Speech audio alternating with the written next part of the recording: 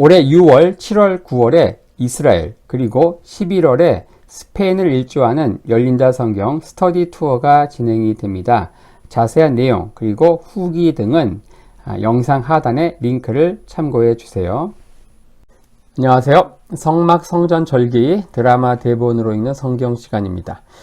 자, 오늘은 이제 초실절과 관련된 성경의 사건들을 몇 개 좀 살펴보려고 해요. 자, 지난 시간에는 성경 시대에는 초실절을 이렇게 지켰다 하면서 초실절과 관련된 이야기했죠. 관련된 성경의 사건. 가장 중요한 것은 바로 예수님의 부활이 되겠습니다.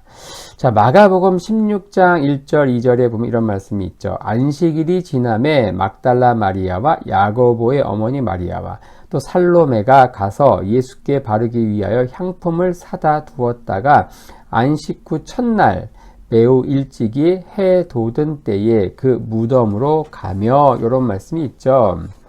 자, 안식 후 첫날 여기에 주목을 해야 됩니다. 안식 후 첫날 향품을 바르기 위해서 예수님의 무덤으로 여인들이 갔다. 일단에 그 여인들이 간 거예요. 자, 그 시간에 바로 그 시간이 어떤 날입니까? 안식 후 첫날, 그날이 초실절이잖아요. 바로 그 시간에는 이 보리밭과 또 성전에서는 초실절 행사가 한참 진행 중이었다는 거죠. 여인들은 바로 새벽 동트면서 시작되는 이 초실절 행사장으로 간 것이 아니고 바로 예수님의 무덤으로 갔다. 누가 진짜 초실절 제사를 잘 지킨 겁니까? 바로 그 부활의 현장, 초실절로 첫 열매로 이렇게 부활하신 그 예수 부활의 현장에 간 여인들이 이 초실절을 잘 지킨 것이죠. 이 초실절 제사는 이후 거두어 드릴 곡식을 기대하면서 드리는 것이다. 예수님의 부활은 그래서 첫 번째 보리단, 그 첫 열매의 상징이 되는 것인데, 고린도전서 15장, 즉 부활장이라고 하죠.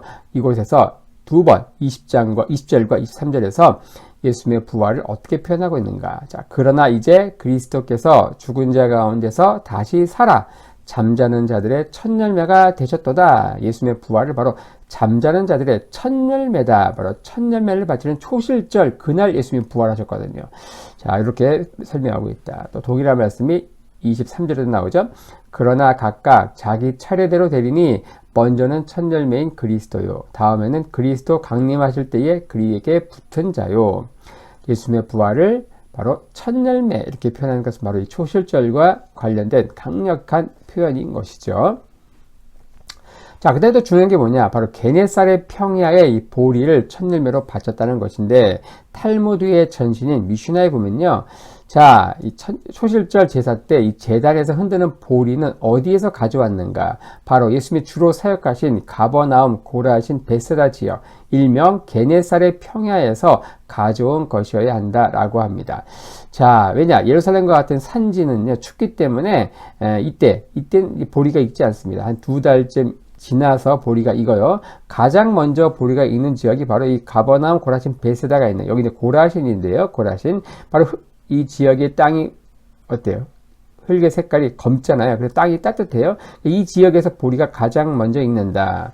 자, 가버나움, 고라신, 베세다 여기를 연결을 하면은 삼각형이 됩니다. 여기에서 주로 예수님이 사역을 하셨기 때문에 이 지역을 복음의 트라이앵글이라고 하죠. 바로 게네사렛 평야, 즉 복음의 트라이앵글, 이 지역에서 나오는 첫 열매 보리를 성전에 갖다 바칠 때 예수님은 바로 그곳에 사역하신 예수님께서 잠자는 자들의 첫 열매로서 부활하셨다라고 하는 것이죠. 자, 근데 아이러니한 게 무엇인가? 바로 주로 사역하신 이 게네사렛 평야, 복음의 트라이앵글로 불리는 이 지역의 세 도시들이 예수님이 저주하신 도시 가운데 들어간다는 겁니다. 바로 이 고라신의 이 첫 열매 보리를 바친다는 것. 예수께서 권능을 가장 많이 베푸신 고울들이 회개치 아니함으로 그때에 책망하시되 화가 있을진저 고라시나 화가 있을진저 베세다야 너희에게서 행한 모든 권능을 두로와 시돈에서 행하였다면 저희가 벌써 베옷을 입고 제에 앉아 회개하였으리라. 내가 너희에게 이르노니 두로와 시돈이 너희보다 견디기 쉬우리라 얘기합니다. 그리고 가버나움아 내가 하늘에까지 높아지겠느냐 음부에까지 낮아지리라. 내게서 행한 모든 권능을 소돔에서 행하였다면 그 성이 오늘날까지 있었으리라. 내가 너희에게 이르노니 심판날에 소돔 땅이 너보다 견디기 쉬우리라 하시니라. 어떻습니까? 예수님이 주로 사역하신 이 복음의 트라이앵글 지역, 가버나움, 고라신, 베세다, 예수님이 저주하신 도시 가운데 들어갔다.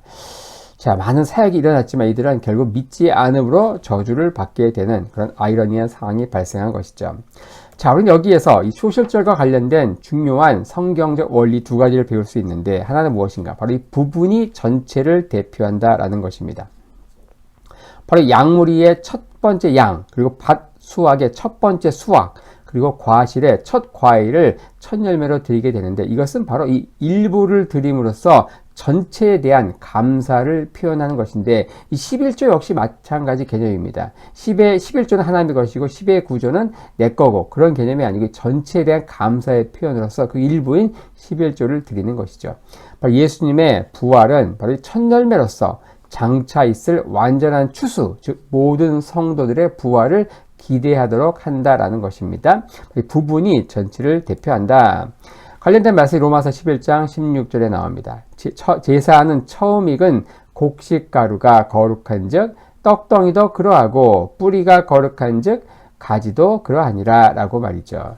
자, 두 번째로 얻을 수 있는 교훈은 무엇입니까? 바로 유대인들에게 있어서 과거와 미래의 개념을 배울 수 있는데, 자, 유대인들에게 있어서 앞과 뒤, 이 앞은요 과거를, 그리고 뒤는 미래를 의미합니다.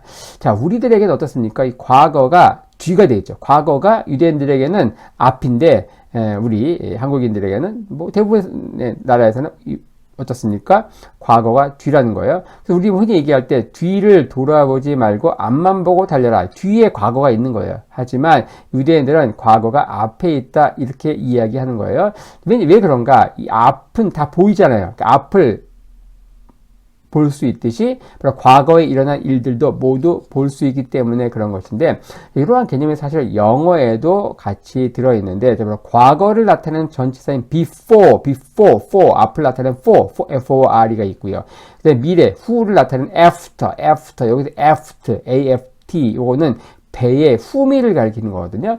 그래서 영어에서도 이런 개념들, 바로 과거를 앞으로, 그리고 미래를 뒤로 의미하는 그런 개념이 나온다.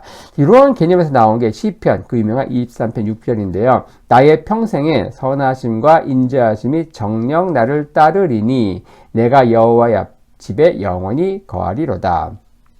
자, 아직 일어나지 않은 이 미래일, 나의 평생의 선하심과 인자하심이 정녕 나를 따르리니, 어디서 따라오는 게 뒤에서 따라온다는 거예요. 나의 미래 일들이 바로 평생의 선하심과 인자하심이 따라온다. 바로 선하신, 신실하신 하나님께서 내 미래 일을 주관하시고 그렇게 따라올 것이다. 미래 일을 맡기는 그러한 신앙의 표현이 바로 등장하는 것인데, 바로 미래 일을 뒤로 표현하면서 뒤에서 따라온다 이렇게 표현하고 있다라고 하는 것이죠. 자, 이렇게 해서 오늘은 이제 이 초실절과 관련된 성경의 사건들, 그 중에서 가장 대표적인 바로 잠자는 자들의 첫 열매로 부활하시는 부활과 관련된 사건에 대해서 한번 간략히 살펴보았습니다.